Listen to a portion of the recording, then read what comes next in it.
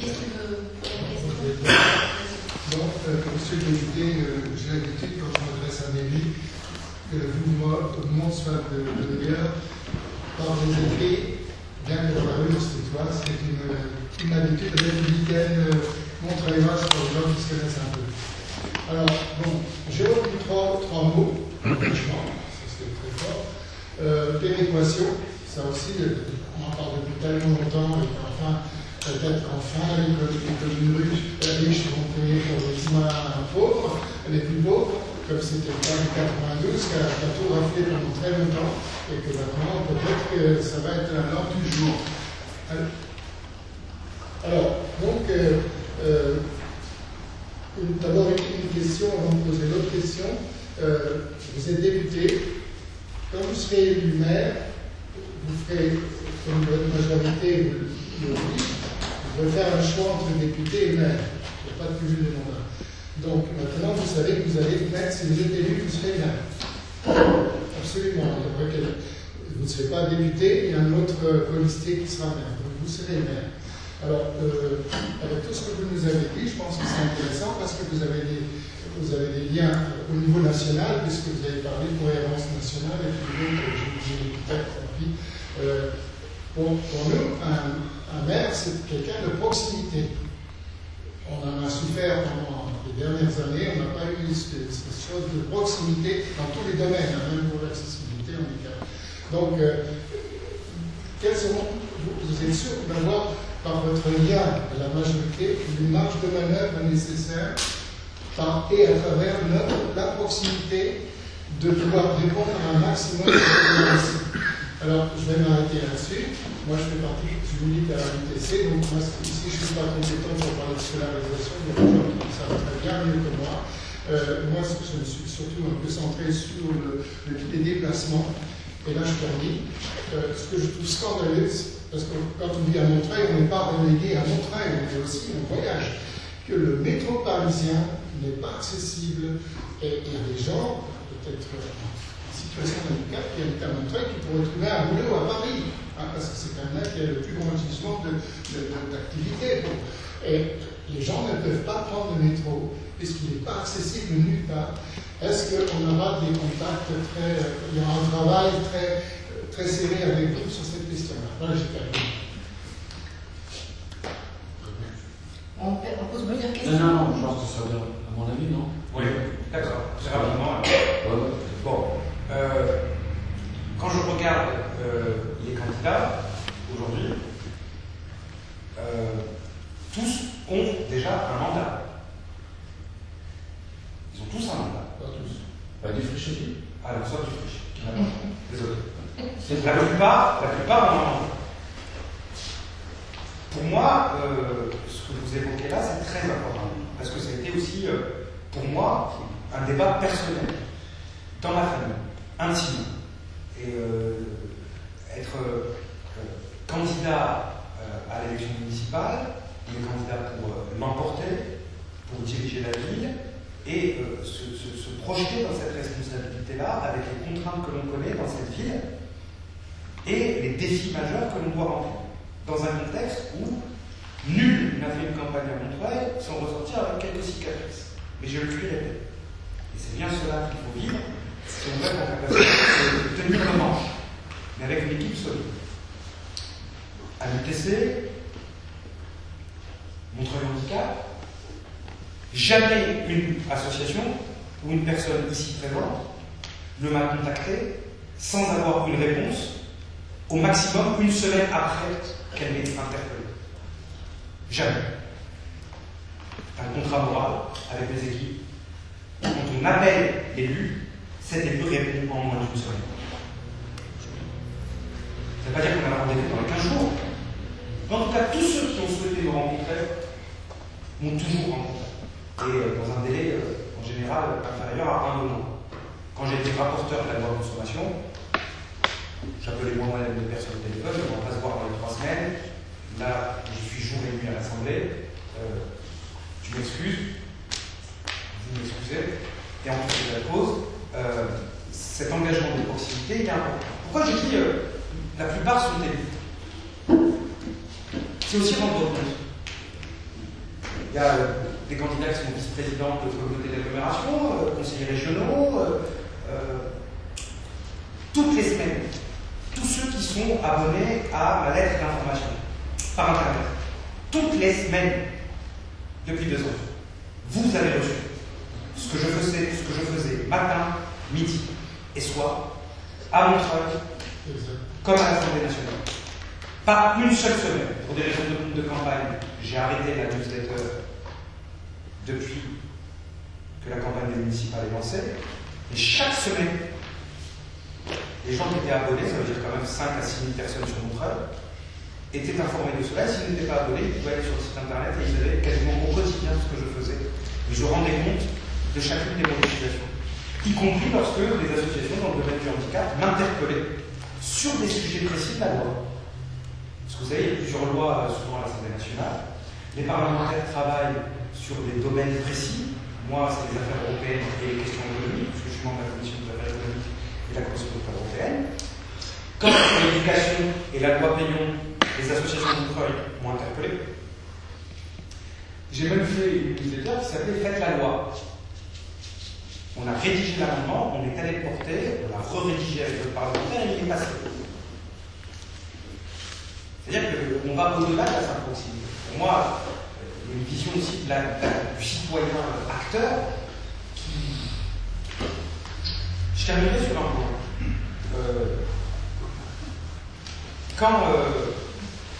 Quand j'ai décidé de candidater pour être maire de Montreuil, ça a été un choix, ça a été un choix très difficile, mais par rapport au nom que je demande. Ça a été un choix très difficile. Vous l'avez fait. La plupart des maires, oui, je l'ai fait. La plupart des maires veulent être députés. Sur 36 000 communes de France, vous avez 99% de maires qui veulent être députés. C'est pas l'inverse. Moi, quand je l'ai fait, c'est aussi par rapport aux situations que j'ai rencontrées dans mon bureau. C'est aussi des situations que j'ai rencontrées sur le terrain. C'est aussi toutes ces situations où je voulais agir localement plus, mais où je ne pouvais pas le faire parce que je n'étais pas assez local. Et c'est un choix que je fais, c'est un engagement que je prends vis-à-vis de mon commune, parce que j'aime la ville, j'aime ses habitants, je sais qu'on peut aller plus loin, notamment sur des problèmes tels que vous l'évoquez, l'accessibilité du métro, je veux bien tout ce qu'on veut. Il ne faut pas promettre comme ça, si je suis maire, il va y avoir un ascenseur, un Jago. Vous avez des liens actuels. Voilà, mais je crois qu'on aura les soutiens et les. Oui, en termes d'accessibilité, dans le cadre de la loi de 2005, qu'avez-vous prévu dans votre projet? Y a-t-il quelque chose de prévu pour rendre plus effectif l'accès aux soins pour toutes les personnes porteuses de handicap ou à mobilité réduite ou très âgées en perte d'autonomie, et non pas seulement en termes de plan ingénieux pour accéder, je dirais dans les centres de santé de la ville, pour qu'il y ait une capacité d'accueil, je dirais, multiprofessionnelle pour toute forme d'expression du handicap, que ce soit accessible à des personnes malentendantes ou sourdes, malvoyantes, etc., malades psychiques ou mentales, en fauteuil ou pas en fauteuil, soins dentaires ou soins de médecine générale, avec prévu un projet pour rendre plus efficace l'accueil de cet accès aux soins pour ces personnes-là. Le corollaire, avez-vous déjà dans le projet imaginé des interventions pour généraliser, donc faire pression sur tous les pharmaciens de Montreuil pour rendre leur officine accessible à tous?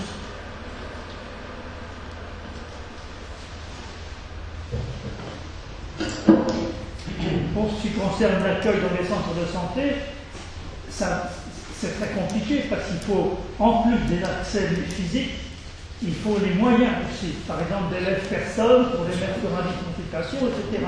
Est-ce qu'il y a un travail de fait déjà en préparation dans ce champ?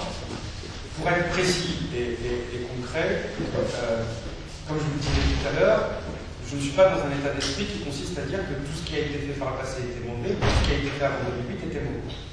Il y a eu, lors du dernier conseil municipal, le vote du plan santé présenté par Stéphane Bernard, qui comporte de ce point de vue-là, en termes de rénovation des centres de santé, des points très positifs. C'est pour ça d'ailleurs que Frédéric, moi aussi, au conseil municipal, l'a voté, notamment sur ce point. On ne pourra pas, à Montreuil, tout rénover. Parce qu'aujourd'hui, la problématique des centres de santé et leur accessibilité passe par le programme de rénovation des centres de santé. Et notamment dans les échanges qu'on a pu avoir avec les élus du Conseil général. Parce que vous savez qu'aujourd'hui, c'est le Conseil général qui est le principal bailleur de fonds de cette politique locale de santé. Et notamment, ensuite, vous avez la CAF, la CNAM, qui finance. On a pu aussi rencontrer dans le cadre de la construction de notre projet Rockengen, qui n'était pas un allié entre guillemets idéologique, mais qui est le DG de la Caisse nationale d'assurance maladie. Et je pense qu'à l'échelle d'une ville de plus de 100 000 habitants, lorsqu'on porte un projet, la moindre des choses, lorsque la Caisse nationale d'assurance maladie en plus se trouve à Montreuil, c'est de rencontrer ce directeur général et de voir avec lui si ce que l'on propose est réaliste ou pas. Et le plan de financement, parce que la CNAM finance une grande partie de l'investissement. On veut rénover les 5 centres de santé sur la période 2014-2020. La rénovation, elle sous-entend inévitablement la mise aux normes. Rentrer ensuite de manière fine et définitive sur combien de personnes, combien d'appareils auditifs. Si je disais on fera le maximum et on fera pour le mieux possible et tout ce que vous dites là, je répondrais par l'affirmative, ce serait démagogique. Je ne souhaite pas l'être. Tout ce que je vous dis, c'est que nous programmons la rénovation des 5 centres de santé qui ont bien besoin. Et le volet accessibilité, respect des normes et au-delà des normes sera au cœur de celui-ci. D'ailleurs, c'est pour ça que l'on propose un véritable comité des usagers qui doit prendre en compte les associations qui militent aujourd'hui dans le domaine du handicap au sein du CCAS. Mais un véritable comité des usagers, pas simplement 2-3 représentants. Je pense que cette conception aussi de la politique publique locale, elle doit être au cœur de la méthode que l'on porte.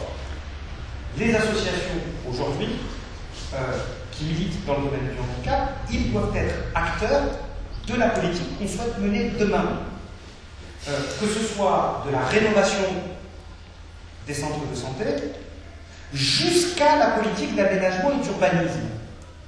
Lorsque je défends la mise en place de ce que l'on appelle un PNR cadre, Programme national de rénovation des quartiers anciens dégradés, sur rue de Paris, frontière Bagnolet, le comité des usagers, les associations de handicap, comme c'est le cas d'ailleurs à Paris, doivent être au cœur non seulement de la concertation, mais y compris de la coproduction en termes d'appropriation de l'espace public.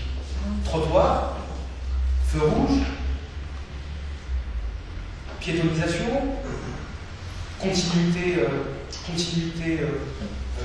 des mobilités, problème, il y a la question des normes, il y a la question des centres de santé, mais comment on envisage aussi, dans une politique architecturale d'aménagement urbain, une continuité pour les personnes à mobilité réduite.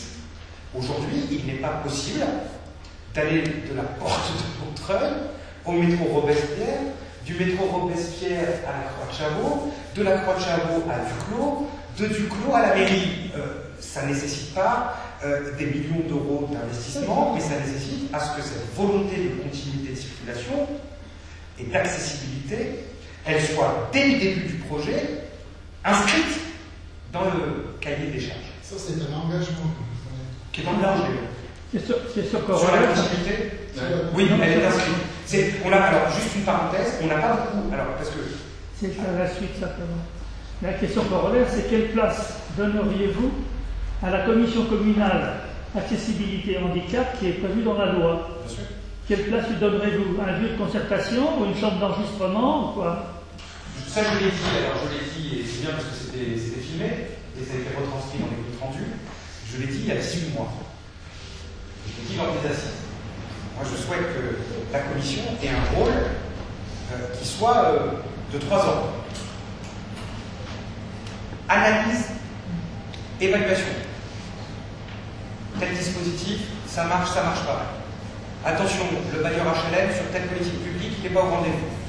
attention sur le logement, la bourse d'échange, la bonification, ce dont je parlais tout à l'heure avec les points, ça marche pour telle personne, mais ça ne marche pas à partir du moment où on est sur les enfants en classe. Bref, l'évaluation. Donc l'évaluation, ça nécessite des moyens, ça nécessite de l'expertise, ça nécessite des personnes sur le terrain. Aujourd'hui, vous avez une structure qui a été créée il y a à peu près 5-6 ans qui s'appelle Unicité. Je ne sais pas si vous connaissez l'Unicité.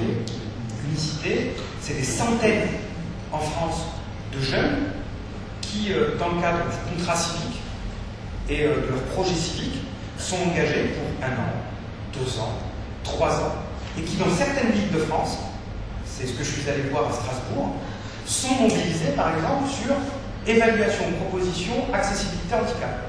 C'est-à-dire qu'à Strasbourg, vous avez 60 jeunes qui coûtent 290 € par mois à la collectivité, sachant qu'il y a un complément qui est reversé par l'État, un complément qui est reversé par les entreprises, parce que c'est un fonds public entreprise qui finance aujourd'hui le programme civique, qui a été initié par Martin Hirsch, et qui sont déployés toute la semaine sur le terrain pour faire de l'étude de situation, de l'étude de cas, à l'échelle de la famille.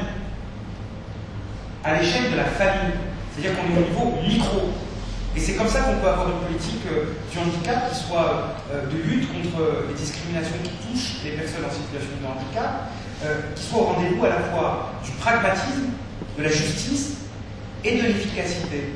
Mais là, par exemple, je pense qu'ils seront reliés et ralliés directement à la commission pour évaluer, voir ce qui se passe sur le terrain. La seconde, c'est un lieu de coproduction.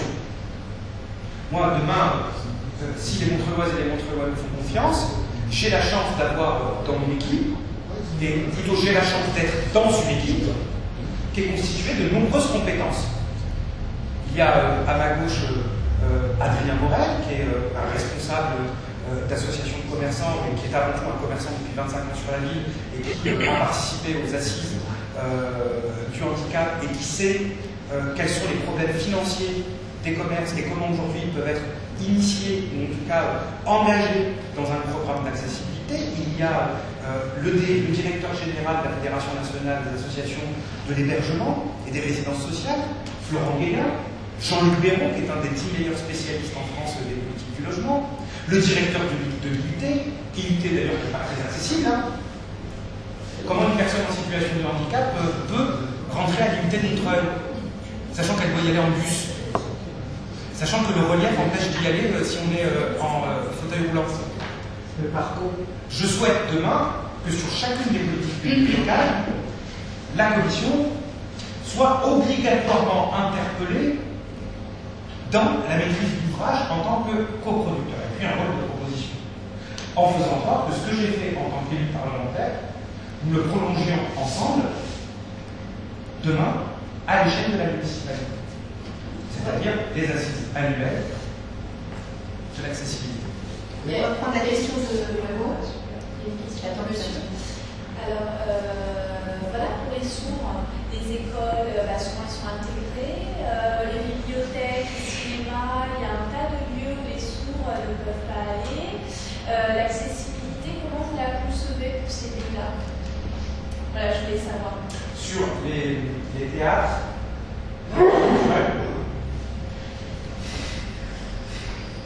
je parle des sourds en général, dans les lieux en général, tous les lieux qu'ils fréquentent. Quand des sourds ont besoin de se rendre quelque part. Et aussi de l'embauche des personnes sourdes dans ces lieux-là, par ces lieux-là. alors il y a deux choses qui sont ici évoquées. Premièrement, la question de l'accessibilité à l'espace public, aux espaces culturels, aux services publics, et la question de l'emploi.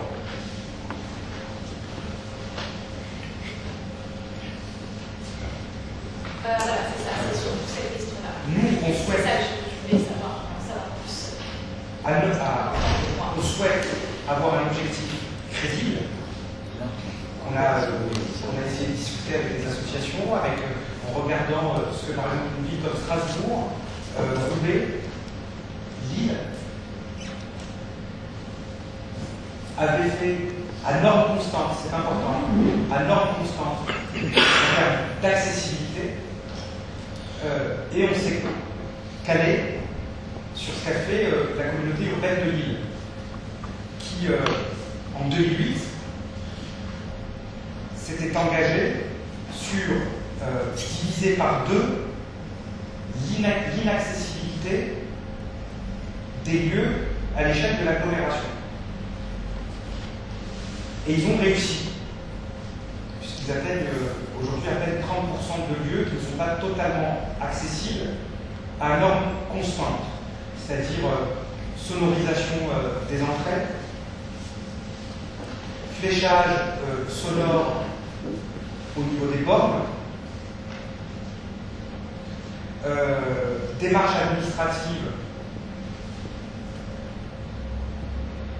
qu'elle soit de premier ordre ou de second ordre, c'est-à-dire état civil, mais y compris inscription des enfants à la crèche, renouvellement de demande de logement social.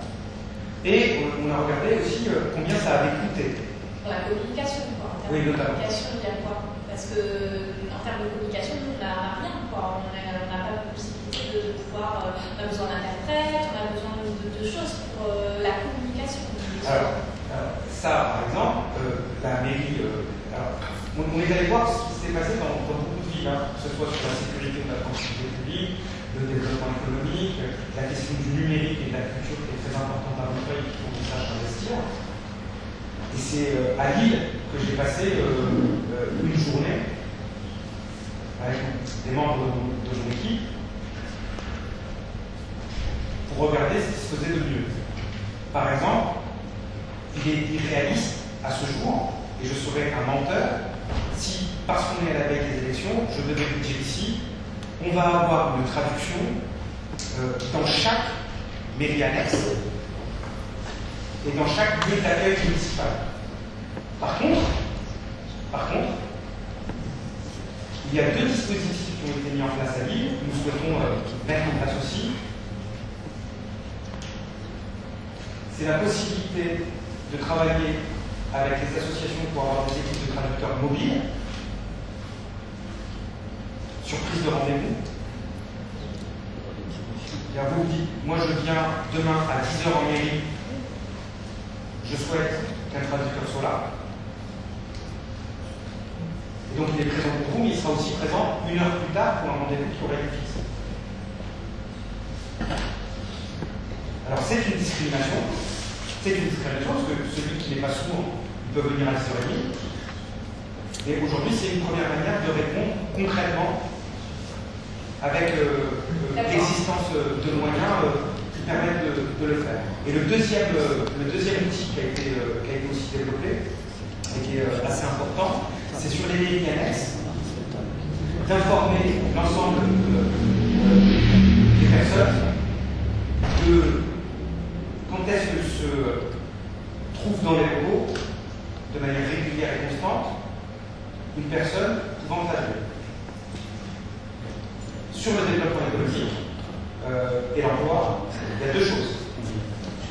J'ai accueilli il y a maintenant 15 jours à l'Assemblée nationale une délégation de l'Association nationale Trisomie 21. On a beaucoup échangé sur le sujet. Il y a 2 manières d'agir. Et les 2 manières d'agir, elles doivent aller de concert. La première, c'est améliorer l'employabilité. Donc c'est améliorer la formation professionnalisante.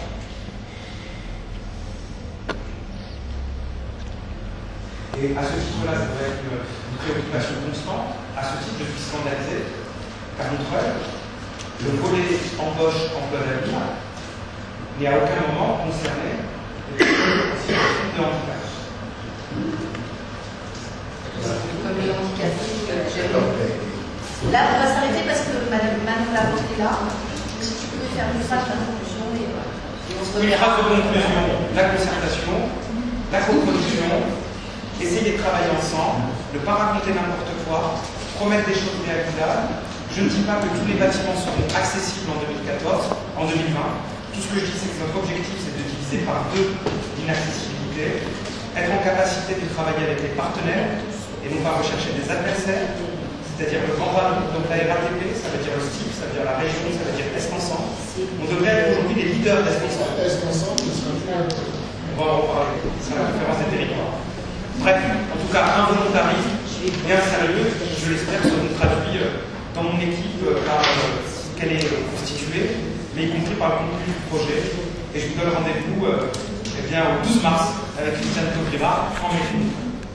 Merci. Merci à vous.